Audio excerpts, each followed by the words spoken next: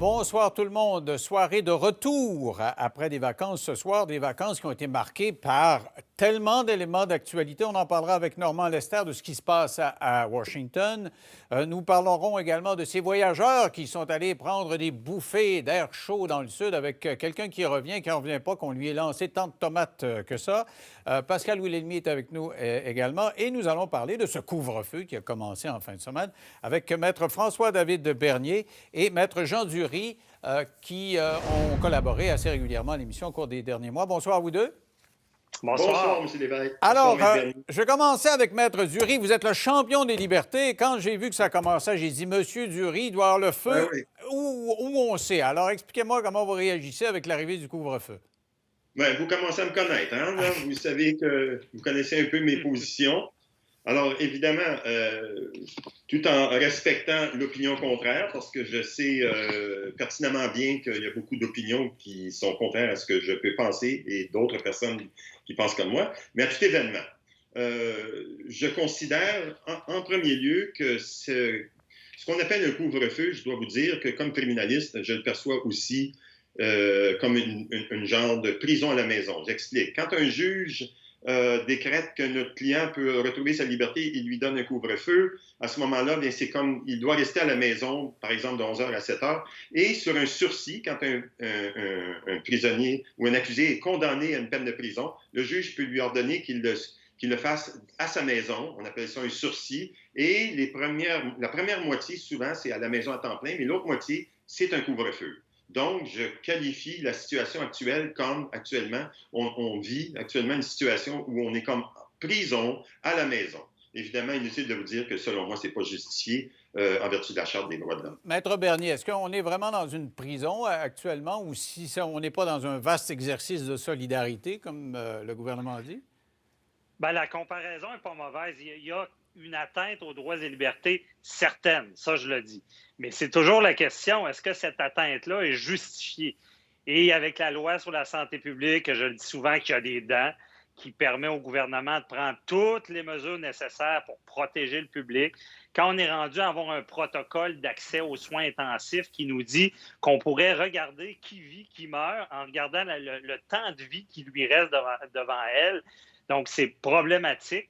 Pour moi, vu l'urgence, vu l'atteinte, et la loi est là, on peut faire ce couvre-feu-là, effectivement, qui atteint aux droits et libertés. Et je veux dire, c'est pas fou comme stratégie du gouvernement, parce que d'entrer dans les résidences privées où on sent que le pire du problème vient, c'est une atteinte encore plus grande de devoir entrer sans mandat dans des résidences. Donc, c'était très compliqué pour le gouvernement d'intervenir.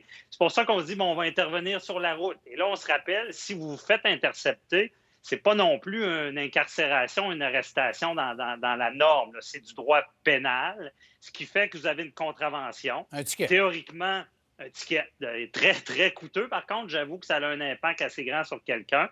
Il y a des exceptions, on est quand même modéré. On n'a pas mis ça trop arbitraire.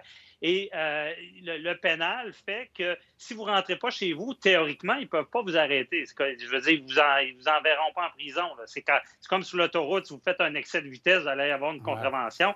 Si vous repartez après, vous en refaites un autre, vous en aurez un autre. Donc, l'atteinte n'est pas non plus l'emprisonnement, ce qui fait qu'il y a une justification. Puis le gouvernement, bien, il va un peu indirectement.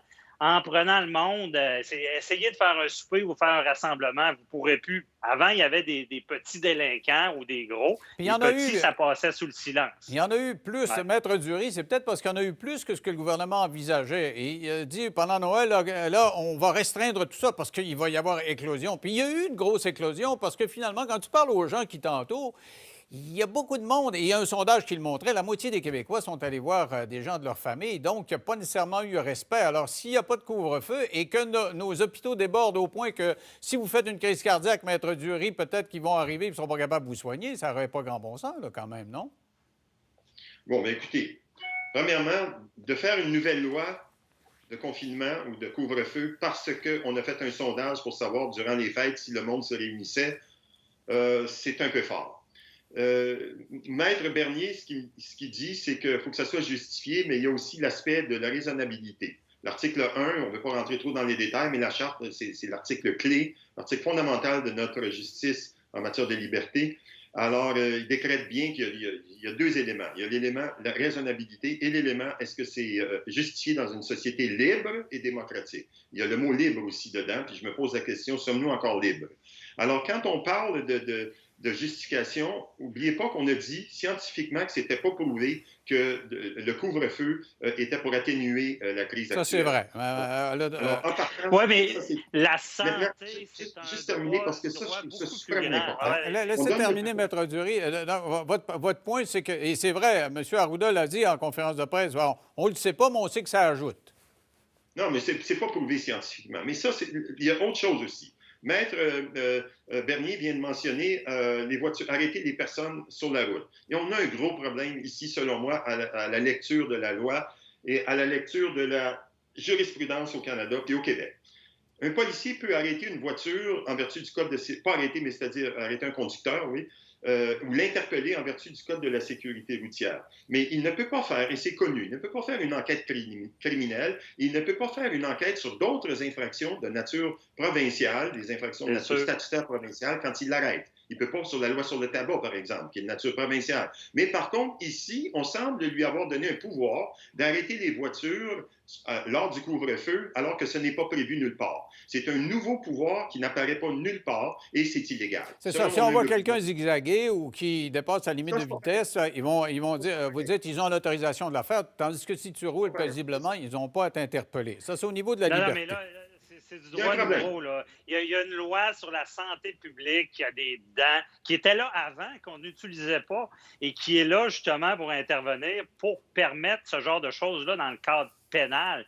Et comment on peut dire que, on dit, c'est peut-être pas justifié. En droit civil, on appelle ça la balance des inconvénients. C'est quoi l'inconvénient par rapport à quelqu'un entre 8 heures et 5 heures de rester à la maison? S'il y a une justification, il peut sortir. Et le danger de risquer d'avoir des décès en lien avec la COVID, c'est un moindre mal. J'avoue qu'on est dans un terrain beaucoup plus glissant. Il y aura des contestations et je vais vous dire, il y a plus de chances de contester qu'avec les maths. Ça, je l'admets. Mais il n'y a pas un juge au Québec qui ne sera pas conscientisé à une pandémie mondiale puis qui va dire que le gouvernement n'y avait pas les chiffres suffisants. Il y a eu une montée des cas. On parle vraiment d'un embourbement. Avec la balance des inconvénients, il y a beaucoup moins d'inconvénients à mettre un couvre-feu aux gens que de risquer l'hécatombe dans les hôpitaux. Ça, c'est fondamental comme argument, et c'est l'argument du gouvernement, Maître Dury, c'est-à-dire que si on ne fait rien, et là, vous dites qu'il n'y a pas de preuves, mais eux, ils disent, plus on en ajoutera des mesures, plus on aura le contrôle de la situation. Si on ne fait rien et que ça continue à monter, on l'a entendu en conférence de presse aujourd'hui, un spécialiste qui nous a décrit l'état du réseau, c'est sur le bord de péter. Et on ne veut pas arriver au point où on aura à choisir qui c'est qui va mourir aux soins intensifs. Alors, est-ce qu'il faut faire un... Moi, je suis d'accord avec vous, j'ai bougonné quand j'ai vu le couvre-feu. Je disais, écoute, on a-tu d'autres choses à faire? Mais à un moment donné, quand on dit, bon, bien, on est rendu à ça, là, ça va déborder, bon, on dit, écoute, on fait partie de la société, on va être solidaire, on n'a pas le choix. Je comprends tout ça, mais écoutez, je suis avocat, je vous réponds en tant qu'avocat. Il n'y a aucune place qui permet aux policiers, présentement, même avec la pandémie, même avec la crise sanitaire, il n'y a aucun endroit. Donc, c'est du droit nouveau. Et puis, je continue mon raisonnement parce que je me pose sérieusement la question, actuellement, que le pouvoir de décréter un couvre-feu est, selon moi, après études et réflexions, probablement inconstitutionnel, que ça relève du fédéral. Maintenant, là, évidemment, on a entendu Mike Gray, Julius Gray, qui a dit que c'était constitutionnel. Humblement, je ne suis pas d'accord. Humblement soumis, puis je respecte son opinion, puis je vais respecter l'opinion de Maître Bernier, mais c'est peut-être inconstitutionnel parce que ça relève du fédéral. Maître Dury, je respecte aussi votre opinion. Peut-être que ça aurait dû être le fédéral avec l'état d'urgence, qui est une loi encore plus forte. Là. Celle-là, ça permet de l'emprisonnement si on ne respecte pas le couvre-feu. Mais sur le fond de la question, vous êtes en technicalité d'avocat, mais je veux vous dire que moi, comme citoyen, quand je dis, OK, on laisse les écoles ouvertes, on laisse la construction ouverte, on laisse les manufactures ouvertes et, à mon sens, à moi, l'ultime solution, c'était le couvre-feu. On commence par l'ultime solution avant d'aller plus bas. Ça me laisse songeur et je me dis, bon, est-ce qu'il n'y aurait pas eu moyen de faire autre chose? Mais ce qu'on comprend, il y a aussi un acte pédagogique. Maître Dury, c'est sûr que c'est pour les gens qui sont un peu hésitants comme vous, qui ont un message pour dire, hey, c'est assez, là. Elle rentre à la Oui, maison. Oui, mais la personne qui est loin dans sa campagne n'a même pas le droit d'aller sur son... il n'a pas le droit de sortir dehors, en tout cas. OK. Merci à vous deux. C'est tout le temps que j'ai. On va s'en reparler de ça, c'est sûr, parce que ça va être long, ce couvre-feu. On en a encore un petit bout.